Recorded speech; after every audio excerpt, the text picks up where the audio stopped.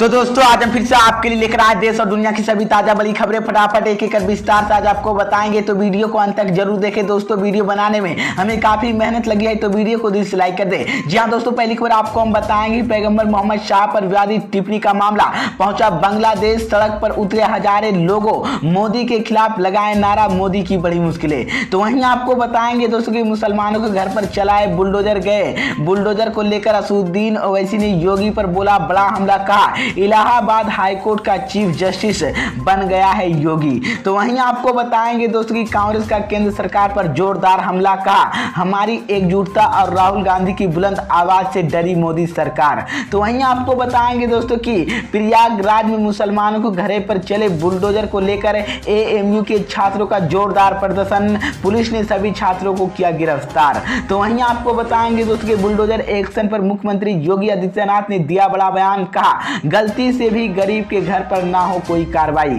तो दोस्तों सभी खबरों की जानकारी एक एक कर विस्तार से बताएंगे दोस्तों। इससे पहले आपसे एक छोटी सी रिक्वेस्ट करें दोस्तों, अगर आप भी निष्पक्ष कार्यकर्ता का सपोर्ट करते हैं तो आप इस वीडियो को लाइक करके चैनल को सब्सक्राइब जरूर कर लीजिए और साथ में बेल आइकन भी प्रेस कर लीजिए और वीडियो को ज्यादा से ज्यादा शेयर कीजिए। इसी बीच पर दोस्तों अगली खबर की औरतों की पैगंबर मोहम्मद शाह पर विवादित टिप्पणी का मामला पहुंचा बांग्लादेश। सड़क पर उतरे हजारों लोग, मोदी के खिलाफ लगाए नारा, मोदी की बड़ी मुश्किलें। जी हां दोस्तों, आपको बता दें ये बड़ी खबर सामने निकलकर आई दोस्तों की पैगंबर मोहम्मद पर पूर्व बीजेपी नेता नुपुर शर्मा की टिप्पणियों को लेकर विरोध प्रदर्शन की चिंगारी बांग्लादेश तक पहुंच गई। नुपुर शर्मा की टिप्पणियों के विरोध में आज बांग्लादेश की राजधानी ढाका में हजारों लोगों ने मोर्चा निकाला है। ढाका शहरों में मुख्यमंत्री बेतुल मार्कमत मस्जिद के पास शुक्रवार को नमाज के बाद सड़कों पर लोगों की उतरने और भारत और नरेंद्र मोदी के खिलाफ नारेबाजी किए। सभी प्रदर्शनियों ने 16 जून को भारतीय दूतावास को घेराव के भी ऐलान किया है। इसी को लेकर मैं आपको बता दें कि मित्र झील पुलिस उपायुक्त अब्दुल्ला अहद ने कहा कि इस्लामिक मूवमेंट बांग्लादेश के आज कार्यक्रम के लिए किसी तरह की इजाजत नहीं मिली थी। हालांकि इस तरह से विरोध जुलूस के नाम पर किसी भी अनुप्रिय घटना को रोकने के लिए पुलिस हाई अलर्ट भी है। उन्होंने कहा कि स्थिति को देखते हुए पुलिस ने सुरक्षा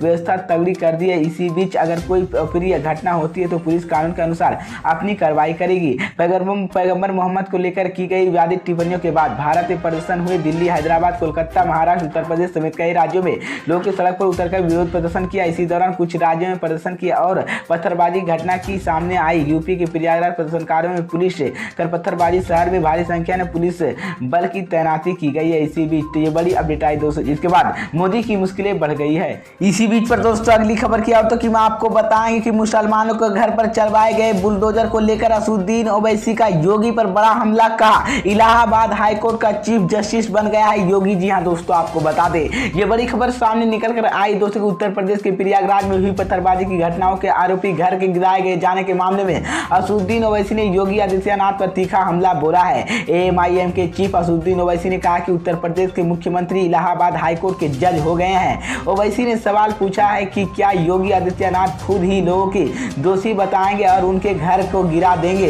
पैगंबर मोहम्मद पर नुपुर शर्मा की टिप्पणी की गई विवादों की जड़ बन चुकी है। कई राज्यों में प्रदर्शन और हिंसक घटनाएं भी हुई है। प्रयागराज में हुई हिंसक घटनाओं के बाद आरोपी जावेद अहमद के घर पर बुलडोजर चलाकर उसमें जीवनदोज कर दिया गया। इसी मामले में विपक्ष के नेताओं योगी सरकार के इसी कार्रवाई पर सवाल उठाए हैं। इसी को लेकर मैं आपको बता दें कि ओवैसी ने गुजरात में एक कार्यक्रम के दौरान कहा है कि उत्तर प्रदेश की सीएम इलाहाबाद हाईकोर्ट का चीफ जस्टिस बन गया है।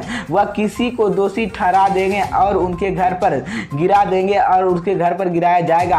आरोपी पत्नी या फिर नाम लिया। इसी को लेकर मैं आपको बता दूं कि जो एक मुस्लिम महिला ओवैसी ने कहा कि यूपी की अदालतों पर ताला लगा देना चाहिए। इसी को लेकर मैं आपको बता दें इसी बीच में आपको बता दें कि लखीमपुर खीरी में किसानों के कार चढ़ाने के मामले जिक्र करते हुए ओवैसी ने कहा कि अजय मिश्रा टेनी के घर पर नहीं तोड़ा गया लेकिन फातिमा का घर तोड़ा जाएगा। आपको बता दें कि प्रयागराज जावेद अहमद घर के गिराए जाने के मामले में हाईकोर्ट में याचिका दायर की गई है। इसी बीच तो ये बड़ी अपडेट आई दोस्तों।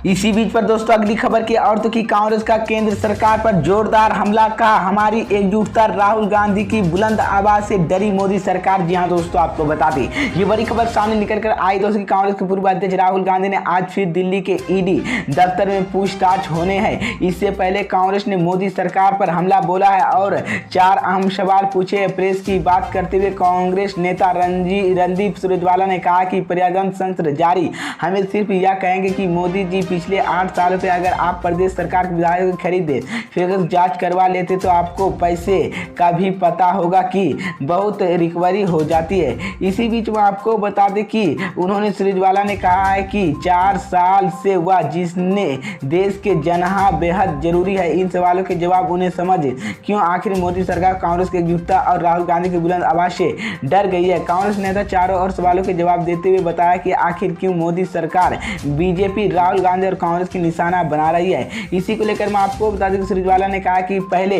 सवाल का जवाब, अब जब चीन ने हमारे देश की सरजमीन पर कब्जा किया है, हमारे जवान शहीद हुए, तो प्रधानमंत्री जी सर्वदलीय बैठक में कहा था कि न कोई घुसा है न और कोई आएगा। इसी बीच तभी विपक्ष एकमात्र आवाज राहुल गांधी ने सरकार पर झूठे घेरे का देश की मिट्टी और शहीद जवानों के लिए आवाज उठाई है। इसी को लेकर मैं आपको बता दें कि दरअसल दूसरे सवाल, जब महंगाई से हो रही जनता की बेदखली पर राहुल गांधी लगातार मोदी सरकार पर हमला बोला था और पेट्रोल डीजल की दामों पर, रसोई गैस और एजेंसी पीएनजी दामों पर, बढ़ते खाने पीने की वस्तुओं के दामों पर लगातार मध्यम वर्ग, नौकरी पेश लोगों की, देश गरीब, दलित पिछड़ों और देश के आदिवासियों की आवाज उठाई गई थी। सरकार ने घेरा इन पर, जब मैं आपको बता दें कि सरकार के पास नहीं, इसलिए राहुल गांधी ने उन्हें परेशान है।